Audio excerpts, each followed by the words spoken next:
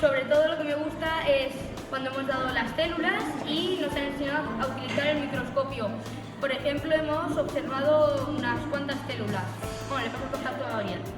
Y yo en el patio he visto una avispa y la he traído al laboratorio y la hemos inspeccionado todos juntos. Ha sido una experiencia muy chula. Después en biología me parece una actividad muy interesante porque así sabemos más sobre las células y sobre lo que estamos compuestos, y en laboratorio también estamos observando células. Y hoy os voy a contar mi experiencia en laboratorio. Hoy hemos ido al laboratorio y hemos hecho un juego en pareja. Teníamos que enfocar, por ejemplo, unas células, por ejemplo una antena de avispa o incluso un pulmón, y pues que más puntos tenía ganaba. Era muy divertido y he aprendido un montón. También lo que esperamos de otras semanas es inspeccionar una trucha. ¿Cómo mola? ¿Os lo imagináis? Vamos todos los miércoles por la tarde y nos lo pasamos